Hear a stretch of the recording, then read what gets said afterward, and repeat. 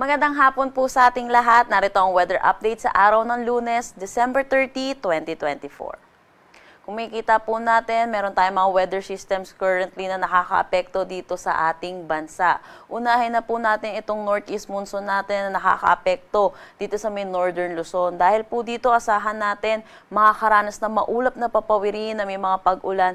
Ito pong northern Luzon po natin at ito po rin makakaranas din po ng mga pag-ulan dito po sa mainland Cagayan at Isabela. Dulot naman po ito ng shear line. Ito pong shear line ay yung salubungan po na mainit at malamig na hangin. Kung makikita po natin, meron po tayong bakante dito po na wala po masyadong kaulapan at ito po ay easterlies po kasi ang umiiral dito po sa bahagi po ng ating bansa na ito. Pero ito pong easterlies natin ay asahan po natin magdadala pa rin ng mga pag-ulan lalo na dito sa may Metro Manila at mga kalapit lugar kasama na ang Bicol region.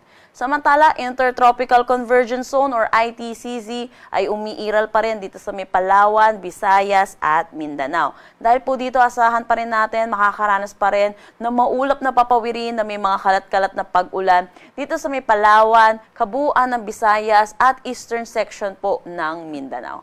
Sa ngayon, wala naman tayong minomonitor na anumang bagyo or low pressure area sa loob at labas ng ating Philippine Area of Responsibility. Dako tayo sa magiging panahon natin bukas, bisperas po ng bagong taon. Asahan po natin sa Metro Manila makakaranas tayo ng maaliwalas na panahon. Asahan din po natin may mga pag-ulan tayong maitatala dito po sa eastern section po ng Northern Luzon. Dulot po ito ng shear line. Dito rin po sa may Legazpi ay asahan pa rin po natin makakaranas pa rin po ng mga pag-ulan. Agwat ng temperatura for Lawag 23 to 31 degrees Celsius. Baguio City, 16 to 23 degrees Celsius. Tuguegarao, 22 to 28 degrees Celsius. For Metro Manila, asahan natin ng 24 to 31 degrees Celsius. Legazpi, 24 to 30. Tagaytay, 22 to 29 degrees Celsius. Kung makikita po natin, kabuuan po ng Palawan, Visayas at Mindanao, makakaranas po sila ng maulap na papawirin na may mga kalat-kalat na pag-ulan. Dulot pa rin po ito ng Intertropical Convergence Zone. Asahan po natin mga posibilidad po ng mga flash flood at mga pagguho ng lupa. Agwat ng temperatura for Calayan Islands at Puerto Princesa, 25 to 30 degrees Celsius. Dito naman sa Iloilo, 24 to 31 degrees Celsius. Tacloban, 24 to 29 degrees Celsius. Cebu at Davao, 25 to 31 degrees Celsius. For Zamboanga, saan natin 25 to 32 degrees Celsius. At Cagayan de Oro, 24 to 31 degrees Celsius. Meron po tayong nilabas na weather advisory kaninang 5 p.m. at inaasahan po natin makakaranas po ng mga pag-ulan ng moderate to heavy na pag-ulan, 50 to 100 millimeters of rain. Dito po sa Apayao, Cagayan at Isabela, dulot po ito ng shear line. Samantala, asahan din po natin na 50 to 100 millimeters of rain dito sa may Sorsogon, Northern Samar, Eastern Samar, Leyte, Southern Leyte, Dinagat Island, Zamboanga del Norte at Palawan. Dulot naman po ito ng Intertropical Convergence Zone. Para naman po dito, tomorrow afternoon to Wednesday afternoon, asahan din natin ang moderate to heavy na mga pag-ulan dito sa Albay, Sorsogon, Northern Samar, Samar, Eastern Samar, Biliran, Leyte, Southern Leyte, Dinagat Islands at Surigao del Norte. Dulot naman po ito ng Intertropical Convergence Zone.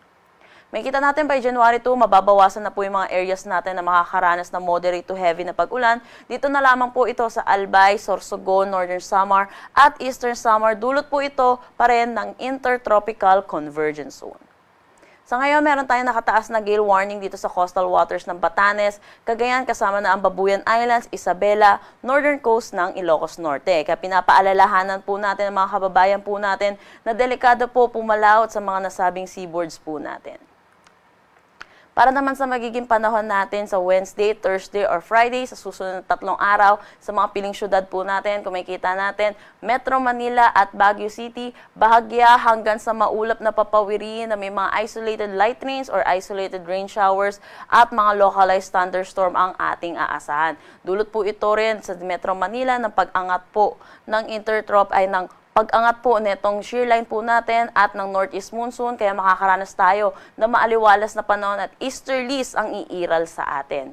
For Legazpi, 2 araw pa rin po sila makakaranas po ng mga pag-ulan at asahan natin by Friday, improving na ang kanilang weather. For Metro Manila, agwat ng temperatura 25 to 31 degrees Celsius, Baguio City 16 to 24 degrees Celsius, Legazpi City 25 to 30 degrees Celsius.